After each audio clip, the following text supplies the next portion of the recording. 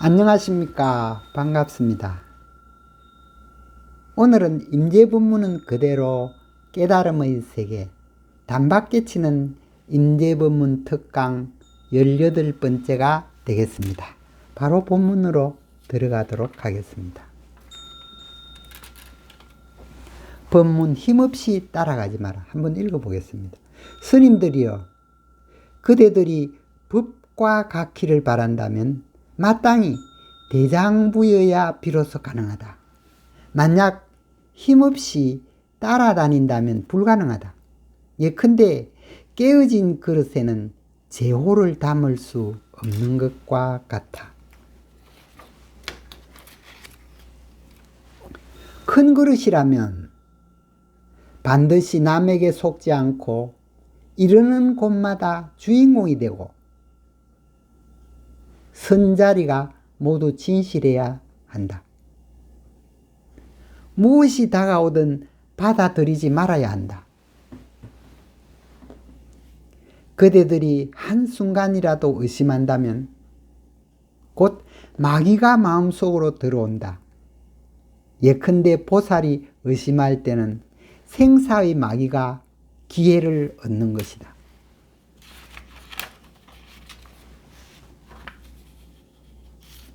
단지 생각을 실수만 있다면 또다시 밖으로 구하지 말고 사물이 다가오면 비추어 보라. 그대들이 다만 지금 작용하는 것을 믿기만 하면 하나의 일도 없을 것이다. 그대들의 한순간 마음이 삼계를 만들고 인연 따라 나뉘어서 육진 경계가 된다. 그대들이 이처럼 응용하는 곳에 무슨 모자람이 있느냐.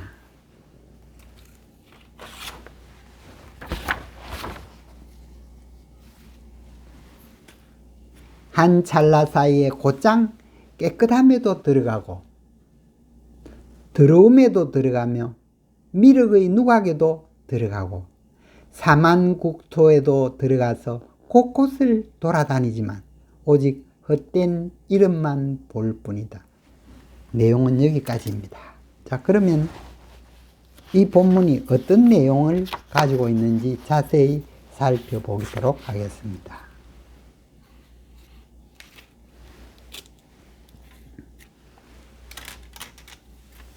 힘없이 따라가지 마라. 스님들이여, 그대들이 법과 같기를 바란다면 마땅히 대장부여야 비로소 가능하다. 만약 힘없이 따라다닌다면 불가능하다.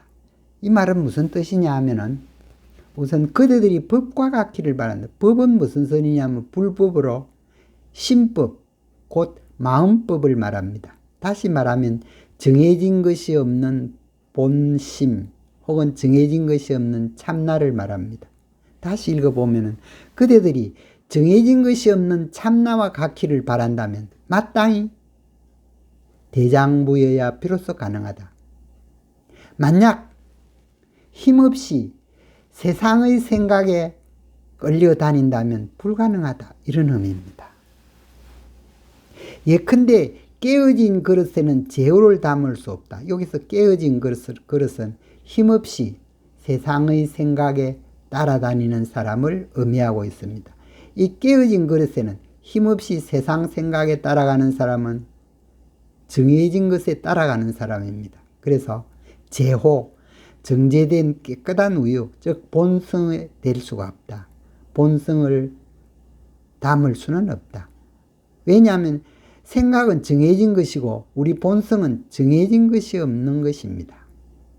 참나 혹은 본성은 정해진 것이 없기 때문에 서로 상반되기 때문에 이렇게 생각에 끄달려는 사람은 본성인 참나를 담을 수가 없다고 했습니다.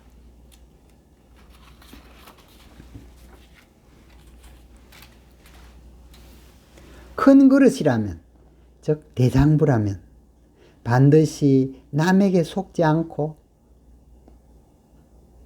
이르는 곳마다 주인공이 되고 선자리가 모두 진실해야 된다. 이 말씀은 아주 중요한 말씀이에요.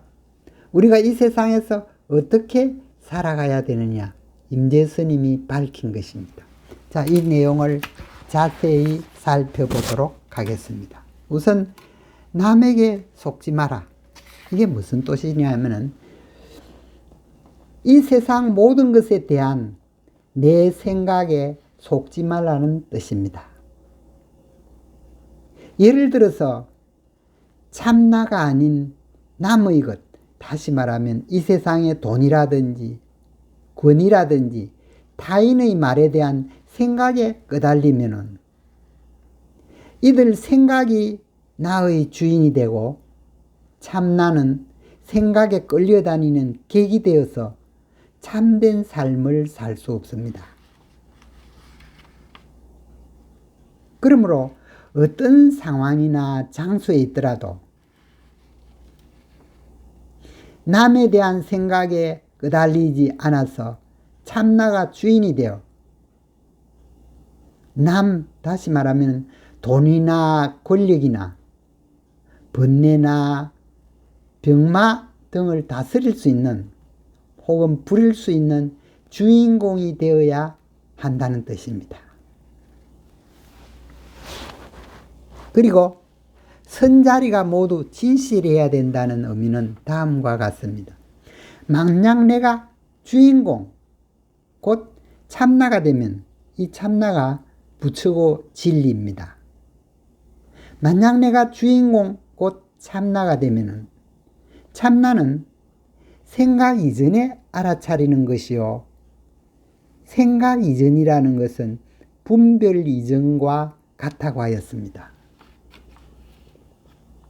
그러므로 참나가 생각 이전, 곧 분별 없이 대상을 보면은 분별이 없기 때문에 모든 대상이 참나로 드러나게 됩니다. 그 결과 모든 것이 정해진 것이 없는 참나요 진리임을 알아차리게 되니 이르는 곳마다 진리라는 뜻이 됩니다. 이상을 정리하면은 다음과 같이 말할 수 있습니다. 우리가 어느 곳, 어느 상황에 처하더라도 그 상황에 대한 생각에 끄달리거나 속박되면은 그 생각이 주인이 되고 참나는 객이 되어서 나는 항상 외적 상황에 휘둘리게 되므로 참다운 삶을 살 수 없습니다.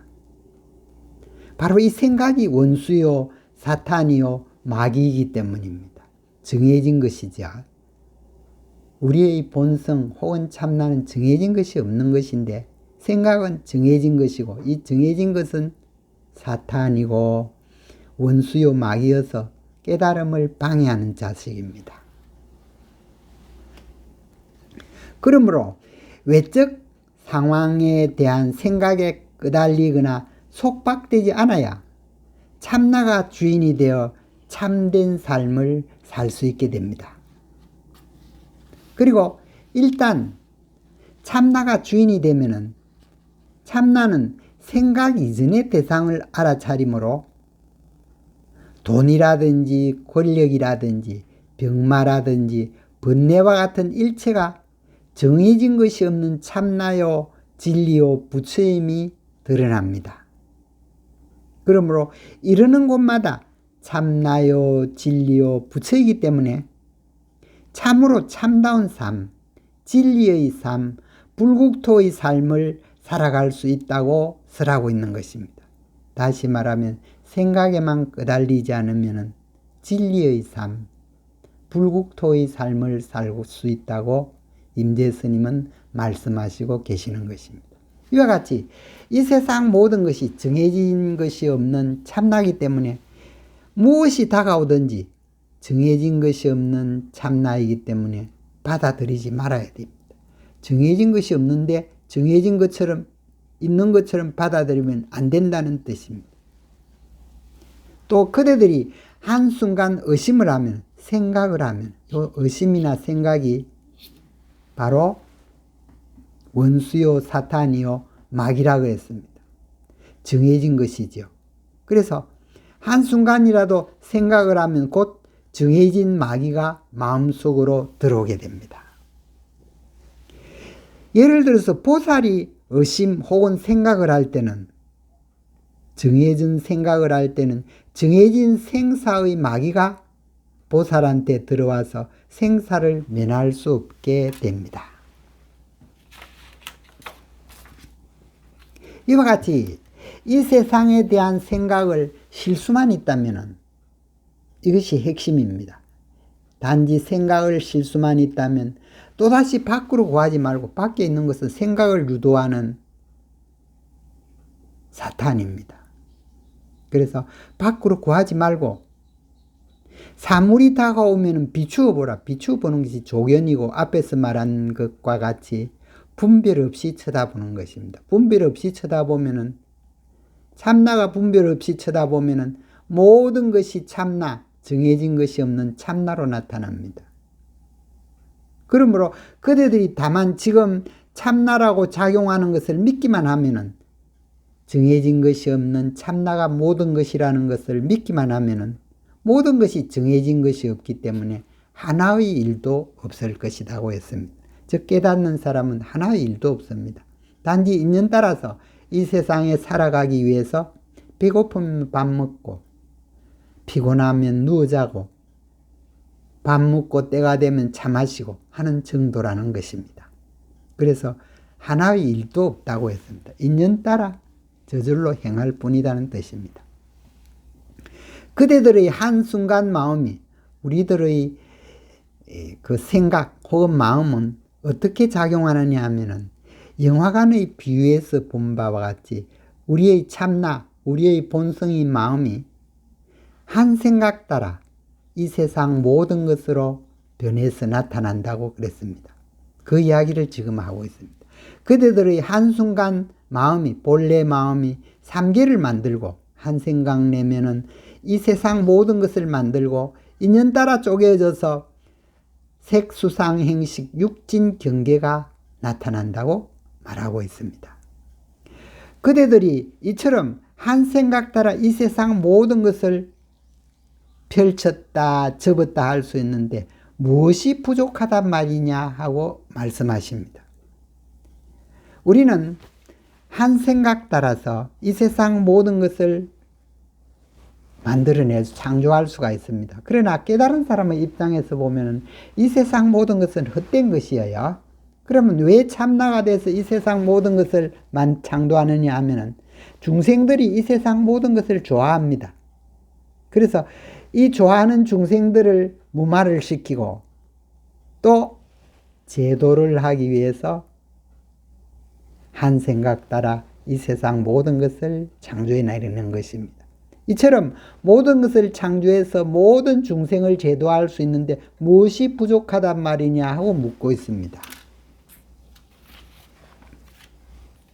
이와 같이 한 생각 따라 모든 것이 되기 때문에 한 찰나 사이에 한 생각에 따라서 곧장 깨끗한 부처에도 들어가고, 더러운 오염된 이 세상에도 들어가고, 장래의 미륵 누각에도 들어가고, 사망국토, 다시 말하면 법신, 보신, 화신의 세계에도 들어가서 곳곳을 돌아다니면서 중생을 제도하지만은, 실제로는 깨달은 사람의 입장에서 보면 모든 것이 정해진 것이 없는 참나기 때문에 중생도 없고 제도한 것도 없습니다. 그래서 오직 헛된 이름만 볼 뿐입니다.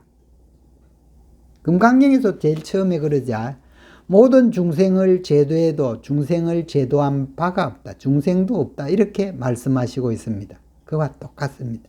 모든 제도를 해도 오직 헛된 이름뿐이다. 깨달은 사람의 입장에서 보면 이렇다는 것입니다. 이것이 본문의 해설이었습니다. 곧이어서 벽암록 해설에 들어가도록 하겠습니다.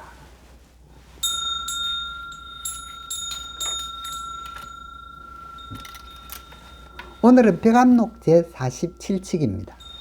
화두 내용은 법신은 너무 커서 6대로도 다 못 담는다 그랬습니다. 여기서 6대는 지수, 하풍, 공식입니다. 땅, 물, 불, 바람, 텅 빈 것, 우리의 의식, 이런 것입니다.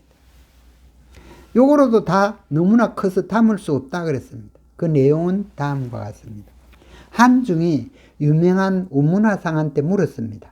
뭐라 물었느냐 하면 부처님의 본체란 어떤 것입니까? 부처님의 본체는 정해진 것이 없는 것이에요. 그러자 우문이 대답을 합니다. 너무 커서 육대로도 다 담을 수 없다네. 이렇게 말했습니다. 왜 부처님의 본체를 물었는데 이렇게 대답했을까요? 단박 깨치는 분은 최상승 깨달음입니다. 그렇지 못하면은 중생, 생각을 해보자 이러면 중생이라 했죠. 우리는 현재 연습 중이기 때문에 방편으로 잠시 설명을 하겠습니다. 부처님의 본체인 정해진 것이 없는 것은 작은 것보다 더 작고 큰 것보다 더 커서 작은 것보다 더 작고 큰 것보다 더 커서 어디에도 담을 수 없습니다. 아무리 큰 그릇을 가져오더라 해도 정해진 것이 없기 때문에 큰 것을 초과해 버립니다. 그래서 우리의 본래 마음 혹은 부처님의 본체인 정해진 것이 없는 것은 온 우주를 쓸어 담고도 남습니다. 그것을 마하라고 부르죠. 반야심경에서도 마하 반야바라밀다 심경이 있는데 그 마하가 너무나 커서 정해진 것이 없어서 너무나 커서 어디에도 담을 수 없다는 뜻이 됩니다. 왜 이런 말을 했는지 알겠죠? 정해진 것이 없는 것이 이런 뜻이라는 뜻입니다. 너무나 커서 어디에도 담을 수 없어서 전 우주를 담고도 남는다. 그런 의미입니다. 그것이 부처님의 본체요. 참나의 본체, 정해진 것이 없는 것입니다. 그 다음에는 제49칙으로 넘어가겠습니다. 화두 제목은 그물을 벗어난 금빛 물고기입니다. 이 화두의 내용은 다음과 같습니다. 삼성화상이라는 분이 유명한 설봉화상한테 물었습니다. 뭐라 물었느냐 하면 그물을 벗어난 금빛 물고기는 무엇을 먹어야 합니까? 이래 질문을 했습니다. 우리 불자들은 이 말을 다음과 같이 해석해야 됩니다. 일체의 번뇌에서 벗어난 깨달은 사람은 어떻게 살아가야 됩니까? 이런 질문입니다. 그러자 설봉화상이 자네가 그물을 벗어난 뒤에, 이건 삼성 자신은 그물을 벗어났다 했는데 설봉은 자네가 그물을 벗어난 뒤에 말해주지 왜 이렇게 말을 했을까? 그것이 화두의 내용이기도 합니다. 또 삼성 화상이 성이 조금 남겠네. 이 설봉화상은 1500명 이상의 제자를 거느리고 있지요. 그래서 1500명이나 거느리면서 내가 말하는 뜻도 모르시나요? 하고 되물었습니다. 그러자 설봉화상은 나는 저일이 바쁘다네 하고 가버렸어요. 왜 그랬을까? 단박 깨달으시면은 최상승 깨달음입니다. 그렇지 못하고 왜 그랬을까 하고 생각에 빠져들면 중생입니다.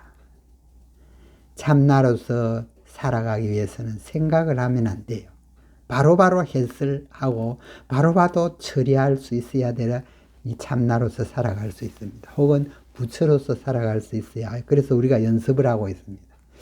자, 금방 깨닫기는 어렵기 때문에 다시 방편으로 해설을 해보도록 하겠습니다.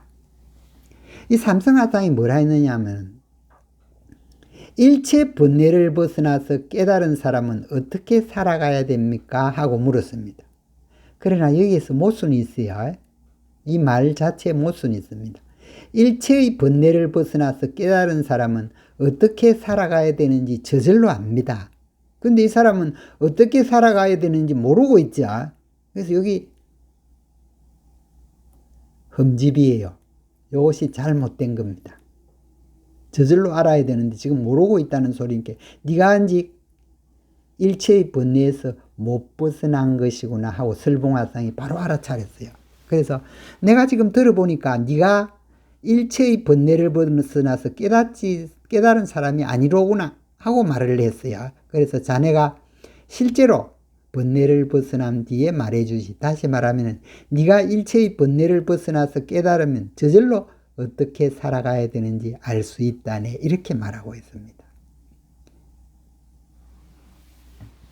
실제로 깨달은 사람은 이 세상 모든 것이 정해진 것이 없는 참나 하나뿐임을 알고 있어야 해요. 그래서 이 세상에 있는 모든 중생이 참나인 나 자신과 똑같다는 것을 알고 걸림없는 사랑과 자비로서 이 중생들을 제도하게 됩니다. 왜 제도를 하느냐면 중생들은 이 세상 모든 것이 공인 참나인 줄 모르고 있습니다. 즉 온 개공인 반야지혜를 모르고 있기 때문에 이 일체의 것이, 이 세상 일체의 것이 정해진 것이 없는 참나요 공임을 가르쳐 주고자 합니다. 이것이 반야지혜이고 깨달음이기도 합니다. 그래서 자네가 실제로 일체 번뇌를 벗어나면 너 자신이 저절로 알게 된다니 그리 말을 해줘도 이 1500명이나 거느리고 있는 당신은 내 말도 못 알아듣나요? 나는 이미 그물을 벗어났다고 했어요. 그렇게 설봉이 있다가 너와 같은 사람, 못 알아듣는 사람은 더 이상 대화할 필요가 없다 하고 떠나버렸어요. 무슨 의미인지 아시겠습니까? 자, 그럼 아셨다고 보고 다음으로 넘어가도록 하겠습니다. 이번에는 불감록 제50측입니다.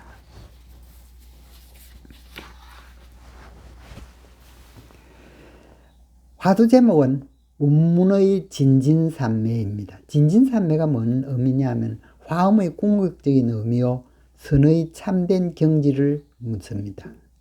내용은 다음과 같습니다. 한중이 운문화상한테 물었어야 뭐라 물었느냐 하면 화엄경에 나오는 진진산매란 무슨 뜻입니까? 다시 말하면 화엄경의 궁극적인 의미가 무엇입니까? 하고 물은 것입니다. 혹은 선의 참된 경지가 무엇입니까? 하고 물었습니다. 그러자 운문은 선의 참된 경지는 이런 것이다 말하지 않고 이렇게 말했어요. 바리떼 속의 밥, 물통 속의 물 이렇게 대답했는데 왜 이렇게 대답했을까 하는 것이 화두입니다. 바리떼가 밥그릇이죠. 밥그릇 속에 밥이 있고 물통 속에 물이 있는 것은 있는 그대로를 말한 것입니다. 있는 그대로가 왜 선의 참된 경지가 되는가 하는 그런 화두입니다. 단박 아시겠습니까? 자, 우리는 연습 중이니까 방편으로 잠시 설명을 하죠. 바리떼 속의 밥, 물통 속의 물, 아주 이 세상에 있는 그대로지요. 다른 예를 들면은 꽃은 붉고 버들은 푸르다. 그것도 이 세상에 있는 그대로죠. 그런데 이 세상 있는 그대로의 실체가 무엇이냐 하면은 이 세상 모든 것의 실체가 무엇이었습니까?